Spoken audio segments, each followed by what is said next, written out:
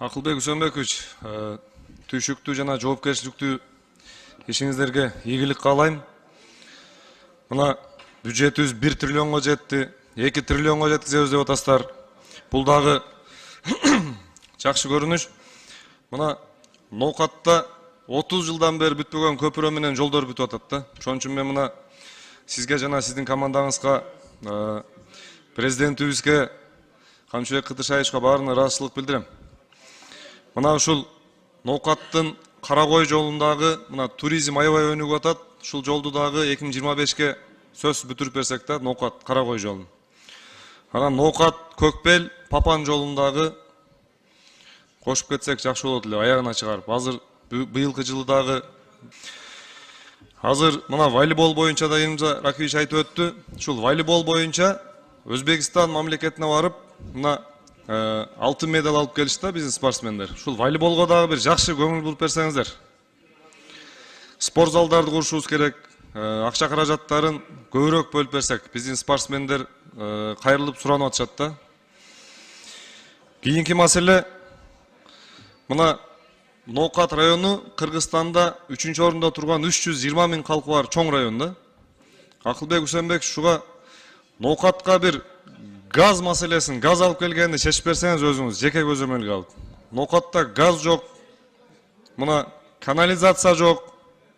Ушул канализацияны дагы мына 4-5 жыл болуп калды, бүгүнкү күндө баштала элек да.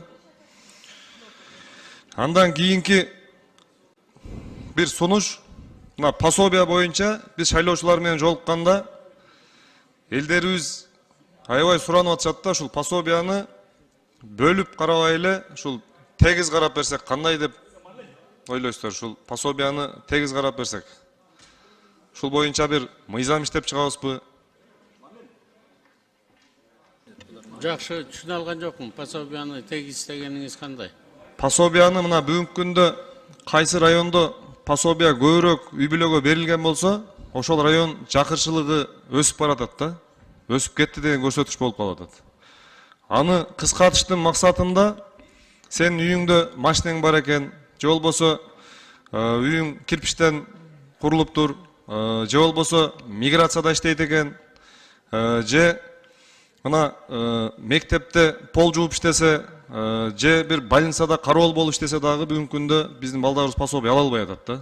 Ушуга бир бардык эле балага тегиз эле бере тургандай кылсак кандай деп ойлойсуз? Жок, пособия деген сөздүн өзү ким муктаж болсо ошого бериле турган өкмөт тарабынан жардам да. Бул жөн эле ар бир балага бериле турган акча эмес.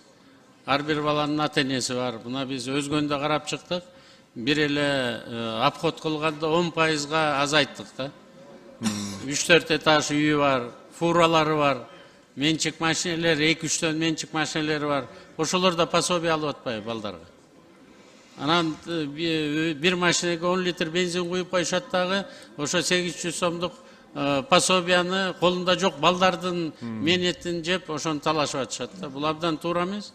Өкмөт, өлкө, кайсы өлкө болбосун, Америкабы, Кыргызстанбы, колунда жоктогуларга өкмөт жардам берет. Колунда барлар өзүнүн балдарын өзлөрү багыш керек. Рахмат. Кийинки маселе мына азыркы бизге тараткан буклетте бул жерде жазылып турат да. Кыргыз минерал жер семеткич заводун куруу деп. Ноокат районунда Мирмахмудов айыл өкмөт. Ушул боюнча бир тактап кетсеңиздер, бул туура эмес жазылып калганго дейм.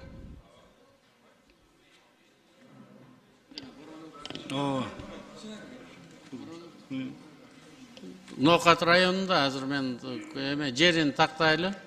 Оборудованиялардын баары келе баштады. Жеринин баары бөлүнгөн, азыр атын тактап коелу. Бирок оборудование келе баштады. 1-январга чейин оборудованиясы келсе, биз стройкасын баштайбыз ал жерде. Мурунку премьер-министр Боронов заниматься этип жүрөт муну менен. Рахмат чоң. Ишиңиздерге ийгилик каалайм. Колдойбуз. Рахмат.